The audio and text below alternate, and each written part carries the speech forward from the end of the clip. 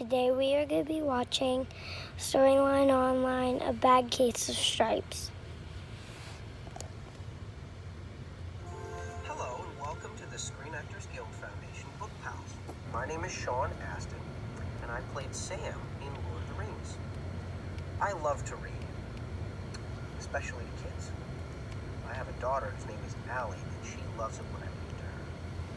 And we both love lima beans. The story I'm going to read to you is called A Bad Case of Stripes, written and illustrated by David Shannon. Allie loves this book. I hope you do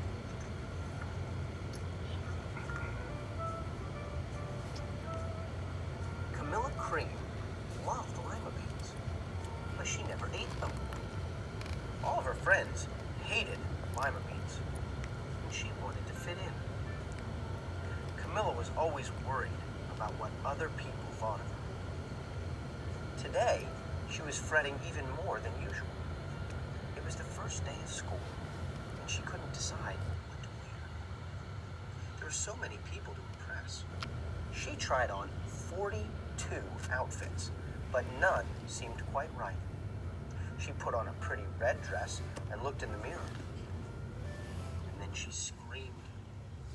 Her mother ran into the room, and she screamed too. "Oh my heavens," she cried. "You're completely covered with stripes." This was certainly true. Camilla was striped from head to toe. She looked like a rainbow. Mrs. Cream felt Camilla's forehead. "Do you feel all right?" she asked. "I feel fine," Camilla answered. "But just look at me." "You get back in bed this instant," her mother ordered. "You're not going to school today." Camilla was relieved. She didn't want to miss the first day of school, but she was afraid of what the other kids might say. And she had no idea what to wear with those crazy stripes. That afternoon, Dr. Bumble came to examine Camilla. "Most extraordinary," he exclaimed. "I've never seen anything like it. Are you having any coughing, sneezing, runny nose, aches, pains, chills, hot flashes, dizziness, drowsiness, shortness of breath, or uncontrollable twitching?" "No," Camilla told him. "I feel fine." "Well then," Dr. Bumble said, turning to Mrs. Cream, "I don't see any reason why she shouldn't go to school tomorrow. Here's some ointment that should help her clear up those stripes in a few days. If it doesn't, you know where to reach me." And off he went. The next day was a disaster. Everyone at school laughed at Camilla. They called her Camilla Crayon and Knight of the Living Lollipop. She tried her best to act as if everything were normal.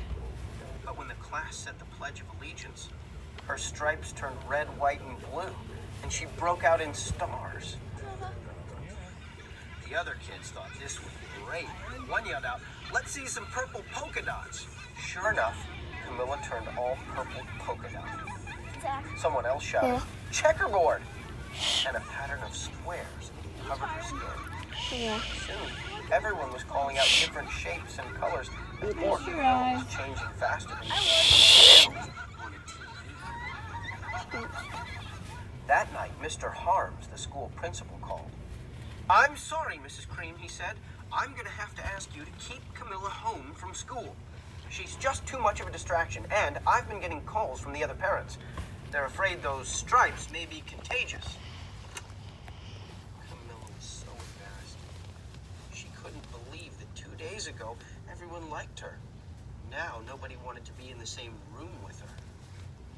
Her father tried to make her feel better. "Is there anything I can get you, sweetheart?" he asked. "No, thank you," sighed Camilla. What she really wanted was a nice plate of lima beans. She'd been laughed at enough for one day.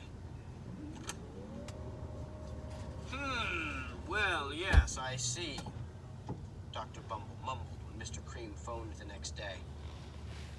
"I think I'd better bring in the specialists. We'll be right over."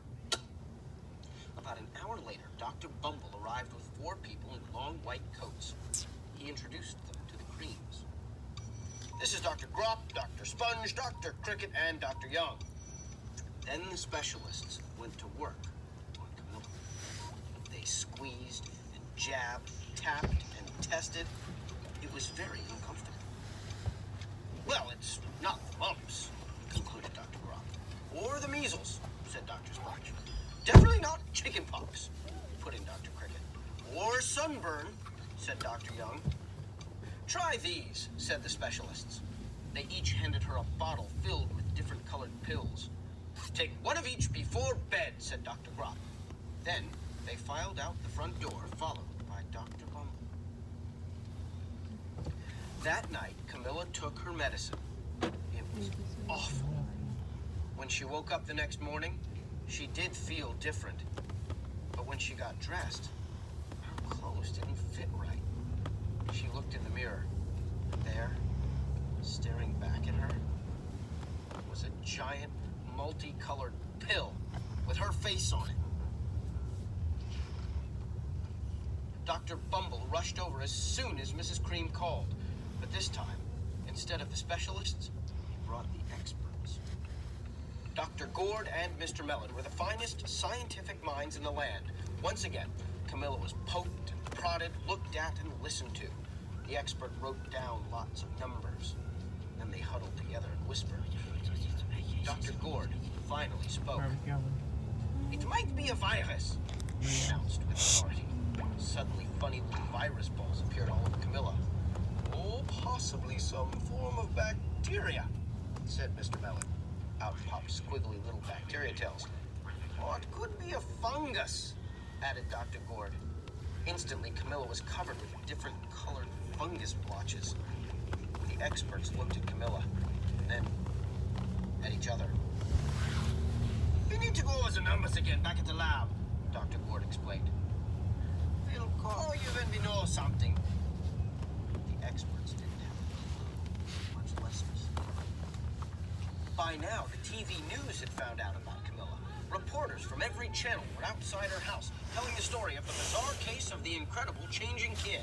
Soon, a huge crowd was camped out on the front lawn.